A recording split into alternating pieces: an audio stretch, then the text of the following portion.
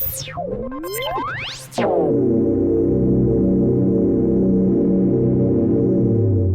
is your weekly report on corruption in the Philippine government. A 29-year-old Special Weapons and Tactics member assigned at the Northern Police District National Capital Region and his brother were arrested in a robbery incident here on Friday. In a press conference, Pangasinan Police Provincial Office Director Colonel Jeff Fangd identified the suspect as Corporal Jomel Dasal Blase and Jeric Dasal Blase, 27, security guard, both residents of Bagao, Cagayan. The suspects were arrested by the San Carlos police station personnel after a 5-hour manhunt operation. They were eager to capture the suspects, especially that one of them is a policeman, he said. The police officer was arrested in a nearby barangay and recovered from him 2 pieces of gas masks and 2 pieces of pepper spray and assorted civilian clothes, among others, while the younger brother was later on nabbed at the public market of the city, he added. Fangd said law enforcers were able to recover from the getaway vehicle 1 Glock 17, which was the issued firearm to the police suspect, as well as assorted ammunition. There were 2 units of long firearms that were declared missing by the NPD-NCRPO, he said. Fangd said the suspects robbed the mother of the policeman's girlfriend, a 64-year-old businesswoman, in her residence at Barangay Talang, this city. They sprayed her with pepper spray while she was about to enter her house and took her money and ran off, he said. Fangd said the suspects will be facing different charges such as robbery, Violation 105-91 or the Comprehensive Firearms and Ammunition Regulation Act, and the violation for unauthorized use of plate number. He said the police officer will also face administrative case for grave misconduct with the possibility of dismissal in service. He vowed that they will make the case airtight to ensure justice will be served. A barangay chairman in Zaraga Town, Iloilo Province was arrested in a buy-bust operation on Friday, the 14th of July. Police identified the suspect as Bernard Galash, 55, chairman of Barangay Nagdangan Centro. Galash was arrested after he sold suspected shabu to a police poser buyer. Suspect yielded around 60 grams of shabu worth 81,600 pesos. Galash was under surveillance for over a month before he was arrested. Police said the first-term barangay captain was selling shabu not only in Zaragoza but also neighboring towns. The suspect reportedly gets his supply here. Galash faces charges for violating Republic Act No. 9165 or the Comprehensive Dangerous Drugs Act of 2002. The Commission on Audit has flagged the Department of Tourism over 6.1 million pesos worth of irregular, unnecessary and excessive expenditures in 2022. In its audit report, the COA said these disbursements, amounting to 6,159,038 pesos in total, contravened existing government rules and regulations or deviated from standard procedures on disbursements as defined in COA Circular No. 2012-003 dated the 29th of October, 2012, thus affecting the validity and propriety of the expenditures. In the post-audit of the DOTOSEC and RO's financial transactions, disbursements totaling 6,159,038 pesos were considered not adhering to pertinent laws, rules and regulations, or are incurred without restraint, judiciousness and economy, the COA said. The foregoing disbursements amounting to 6,159,038 pesos could be considered as irregular, unnecessary, and excessive expenditures under the ambit of COA Circular No. 2012-003 dated the 29th of October, 2012. The state auditors said, "We recommended that the DOTOSEC and ROs demand full refund of the amounts considered as irregular, unnecessary, and excessive in nature," they added. A member of the Northern Police District's Special Weapons and Tactics team was arrested on Thursday, the 13th of July, in Barangay Talanghir for allegedly robbing his future mother-in-law of 156,000 pesos to pay for his wedding with the businesswoman's daughter. The Pangasinan Police Provincial Office identified the suspect as Police Corporal Jomel Dasal Blase, 29, of Barangay Hacienda in Tal, Bagao, Cagayan. Initial investigation said the victim, Maria Carino, 64, was walking on her way home when Blase, accompanied by his brother Jeric, 27, a security guard, appeared and forcibly grabbed the 156,000 pesos in sales from her agricultural supply store and escaped on board a getaway vehicle. Carino told police in a follow-up investigation that she recognized one of the suspects as Jomel, the boyfriend of her daughter. The victim also told police that the getaway vehicle was a black sedan usually used by Jomel when he visits them. Police launched a hot pursuit operation that resulted in the apprehension of Jomel in Sitio Dopang, Barangay Bulldog. This city. Seized from his possession were a sack containing assorted clothes, flood boots, Android cell phones, sling bag, gas mask, pepper spray, and the key of the getaway vehicle. The getaway vehicle was recovered parked near the house of the victim adjacent to a bridge in Barangay Talang. Found in the vehicle were guns and bullets, Philippine National Police ID, Land Bank ATM, bandolier, black SWAT fatigue and other uniforms, and license plates ABR 9224. Police continued the follow-up operation and arrested Jeric in Barangay Roxas Boulevard here. Suspect yielded several ID cards. Jomel pinpointed where they hid the money. This was recovered intact near area where the getaway vehicle was recovered. Suspects and pieces of evidence are now under the custody of San Carlos City Police Station for proper disposition. The Pangasinan PPO vowed to uphold the law even if a police officer is involved. The Pangasinan PPO will never condone and tolerate any wrongdoings of fellow policemen, and we will be more aggressive in making sure they will face the full force of the law. Police Colonel Jeff Fangt, Pangasinan Police Chief, said, "We will strive to cleanse our own ranks of undeserving personnel in support of the Chief PNP's 5-focus agenda, one of which is integrity enhancement focusing on the internal cleansing program of the entire organization." Police said lack of money for the wedding prompted Jonel to rob Carino. The Philippine National Police ordered the relief of 2 cops in Leyte following the harassment of local journalists covering a land dispute the officers were involved in. Police Lieutenant Colonel Ricky Relly, officer in charge of the Leyte Police, relieved Police Staff Sergeant Ria Mabalias and her husband Police Staff Sergeant Verbalias of their duties. They were also ordered to turn in their issued firearms. The 2 cops from the Pastrana Municipal Police Station and Santa Fe Municipal Police Station allegedly harassed San Juanico TV reporters Lito Bagunas, Noel Sinus and Ted Thomas while interviewing farmers in Barangay Jones on Friday. According to the National Union of Journalists of the Philippines, Police Staff Sergeant Riabalias grabbed Sinus's cell phone while he was taking videos and pushed him away. A few minutes later, the 3 journalists heard gunshots. Thomas said he saw cops in uniform firing the shots.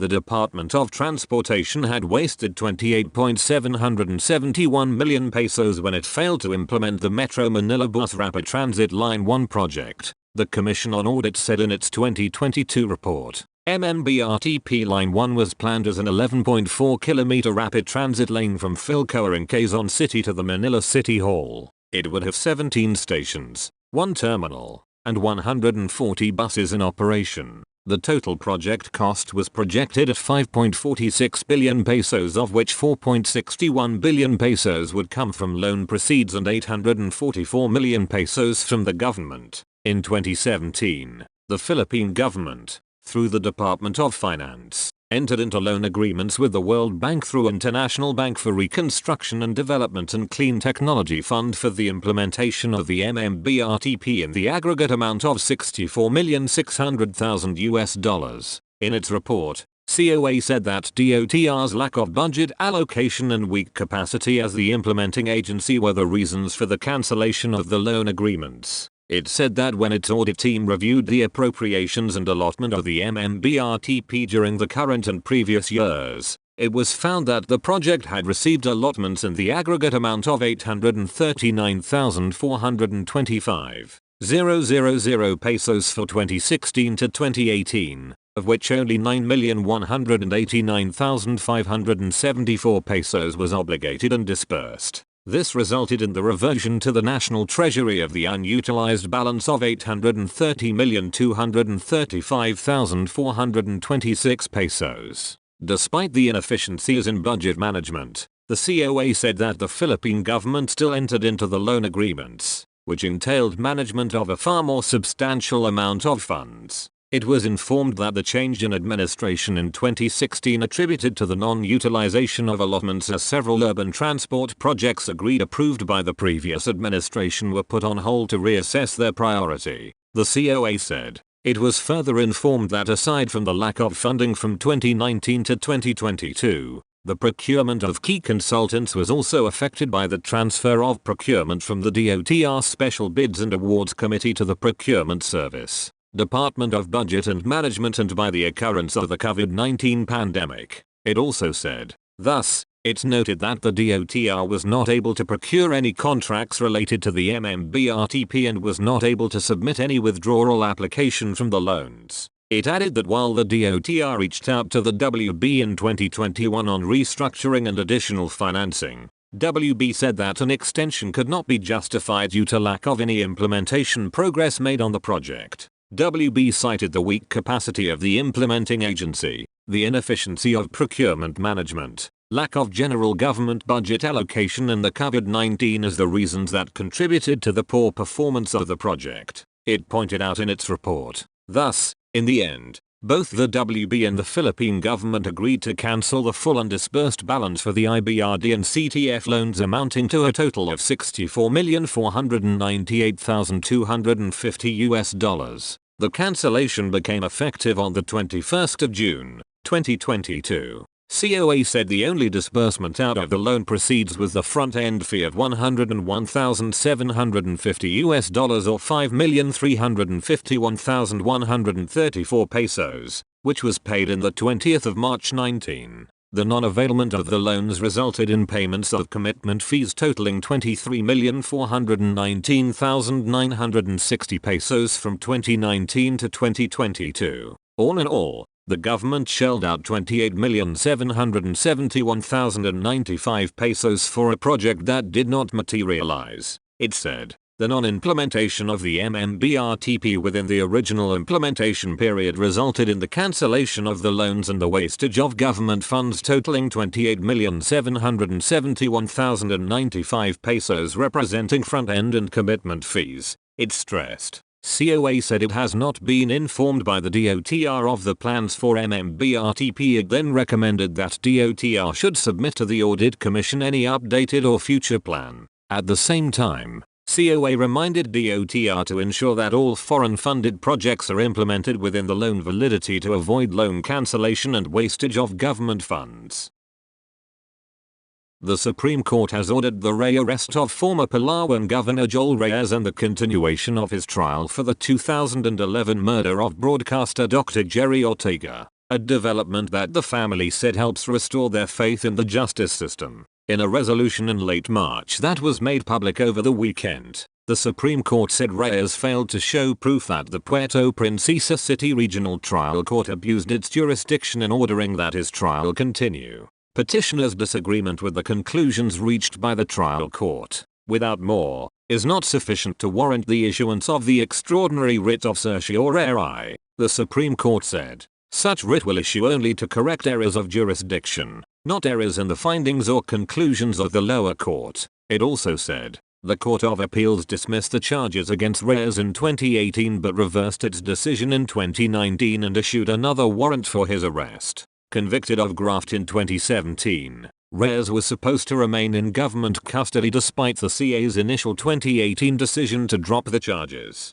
The Supreme Court said the CA and the RTC found that there was enough evidence, including statements identifying Reyes as the alleged mastermind in the shooting of Ortega, to find probable cause. It said that this particular stage of the criminal proceeding against petitioner requires neither absolute nor moral certainty. Opinion and reasonable belief is already sufficient and that questions on the evidence would be best threshed out in trial. The SC has directed Puerto Princesa Regional Trial Court Branch 52 to cause the immediate rearrest and detention of Reyes and to continue with the criminal proceedings against him over the killing of Ortega. Reyes ran for governor of Palawan in the 2022 elections, lost and ruled in the 20th of January 23 to have been disqualified from running in the first place for being a fugitive from justice. Ortega, an environmentalist and broadcaster, had been a vocal critic of mining projects and of alleged corruption in the province. He had just finished his program on DWAR Palawan on the 24th of January,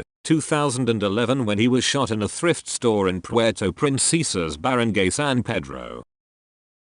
A barangay councillor in Sabonga Town, southern Cebu died in a road accident that happened along the Sabonga-Dumanjag Road on Saturday, the 15th of July. The victim was identified as Wilson Ortiz Antiquina, 38. According to Police Staff Sergeant Roland Napar of the Sabonga Police Station, Antiquina was not wearing a helmet when the accident happened. Police Captain Fort Anthony Valdez, chief of the Sabonga Police Station, described Antiquina as a councillor of Barangay Dugon, Sabonga Town. According to Valdez, Antiquina was driving his motorcycle when he accidentally hit the road barrier that was placed on an unfinished road project along the Sabonga-Dumanjag Road around 8 p.m. on Saturday. Due to the impact, Antiquina was thrown away from his motorcycle and landed with his head hitting the pavement hard. This caused severe injuries to the victim's head. Following Antiquina's death, Napar is urging motorcycle riders to always prioritize their safety by wearing motorcycle helmets. What I can advise to the motorcycle riders is that they should be aware of their surroundings when they travel and to always wear a helmet. And then, don't drive too fast, Napar said. Police nabbed a 25-year-old Sangguniang Kabataan Kagawad wanted for rape and lascivious conduct in Batangas and Barangay Poblacion, Carls, Iloilo on Monday, the 17th of July. Batangas Police Chief Police Colonel Samson Belmont, in his report to Police Regional Office 4A Director Police Brigadier General Carlito Gases, identified the suspect as Gerald Hiradera, alias Jeboy, a resident of Sitio Bagakay-Daco, an island village in Birancalan, Carls. The suspect was arrested through a warrant issued on November 15, 2022 by the Regional Trial Court Branch 83, Tanoan City, for 2 counts of rape, with no bail recommended, and lascivious conduct with a bail of 200,000 pesos.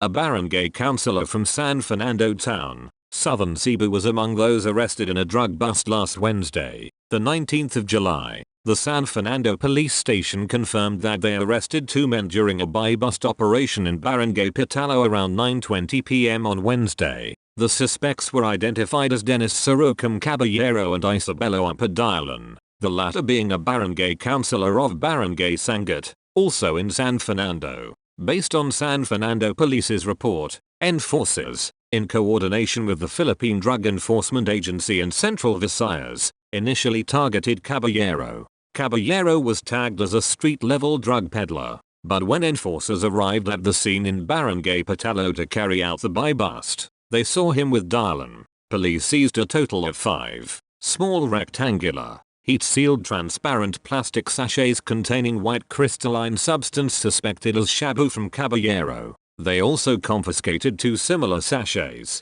weighing 0.48 grams and with a street value of 3,264 pesos from Dalan. Both Caballero and Dalan will be facing charges for violating the Comprehensive Dangerous Drugs Act of 2002, Republic Act 9165. A police officer is facing criminal charges for physical injuries in relation to violation of Republic Act 7610 or Special Protection of Children Against Abuse, Exploitation, and Discrimination Act after he was accused of injuring 2 minors over a misunderstanding here last week. The complaint was filed against Police Staff Sergeant Harry Gonzaga before the City Prosecutor's Office here on Monday, the 17th of July, according to Police Captain Judeces Catalogo, spokesperson of the Negros Occidental Police. The case stemmed from a misunderstanding between Gonzaga and 2 boys aged 12 and 13 in Barangay 30 here on the 10th of July. Based on police investigation, the minors were playing when a stone hit Gonzaga's car that was parked in the area. Gonzaga got mad and hurt the 2 minors as alleged by the victims when they reported the incident to Police Station 6. A video showing a man believed to be Gonzaga hurting 2 kids went viral on social media. The incident even reached Senator Raffy Tulfo when the kids' guardians reported it through the senator's online and radio program. The case was initially handled by the barangay chairman in an attempt to settle the dispute of both parties on the barangay level, but the guardians were determined to press charges against the 40-year-old cop. Catalogo said that Gonzaga has been relieved from the 1st Negros Occidental Provincial Mobile Force Company based in Salai City because he is currently on in-house schooling for the Public Safety Juniorship course at the Satellite Office of Regional Training Center in Murcia, Negros Occidental. He is now under the Regional Personnel Holding and Accounting Unit in Iloilo City, he added. 2 police officers from Western Visayas tested positive for drugs. One of them is assigned to Camp Delgado, the police regional office 6 headquarters here, and the other is deployed to Negros Occidental. The surprise drug test among policemen and personnel conducted earlier this month is one of the priorities of Police Brigadier General Sidney Villafleur, PRO6 director. Since assuming the post last May, PRO6 did not release the names of the 2 policemen but confirmed that they are non-commissioned police officers. I am sad that these 2 cops are positive for drug use, but this serves as a stern warning, said Villafleur. Villafleur said he does not tolerate any police involvement in either illegal drug use or illegal drug trade. In June, Villafleur ordered 5,000 drug kits for random testing of PRO6 personnel. Police Major Mary Grace Borio, PRO6 spokesperson, said the 2 policemen will undergo administrative proceedings. 2 police officers were found dead inside the Narvacan Municipal Police Station in this province on Thursday, the 20th of July. The fatalities were identified as Police Corporal Jeric Asabayoag and Police Patrolman Joe Mendoza. Initial investigation said gunshots were heard moments after they went up to the 3rd floor of the police station with their belongings. Colleagues found their bodies which bore bullets wounds. Police Colonel Judith Del Prado, Ilocos Police Director, said Mendoza was reportedly feeling stressed before the incident. Del Prado theorized that Mendoza shot Abayoag before killing himself using a caliber 9mm pistol. The Commission on Audit has flagged the Commission on Higher Education for its irregular expenditures on smartphones, shirts, jackets, and even fresh flowers. In its 2022 audit report, COA tagged CHED Davao Region's spending of 275,000 pesos for 5 iPhone and Samsung S22 Ultra smartphone units as irregular, unnecessary and excessive, as these were not in accordance with existing laws and regulations. CHED Davao, however, told the audit team that the smartphones were reasonably priced, given their quality. Furthermore, they averred that the purchase of these mobile phones did not in any way hinder the budget of the agency and that the purchase was made in good faith and without prejudice to existing laws and regulations. The CHED management told the audit team. The commission also said that it would avoid future purchases that may be labeled and attributed as unnecessary expenditures. State auditors also noted CHED Central Luzon spending of 1.105 million pesos for shirts and jackets, which they deemed unnecessary and a waste of government funds.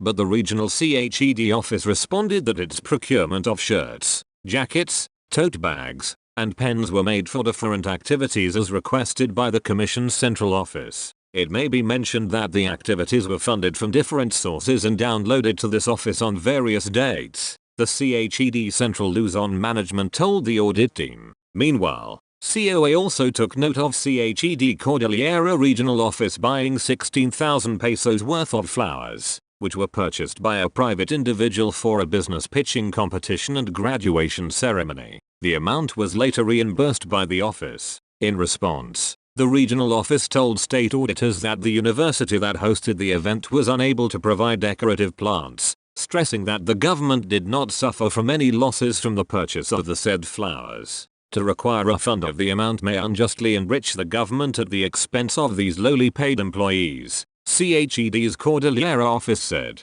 But the auditors maintained that the transaction did not pass through regular procurement and was still considered irregular.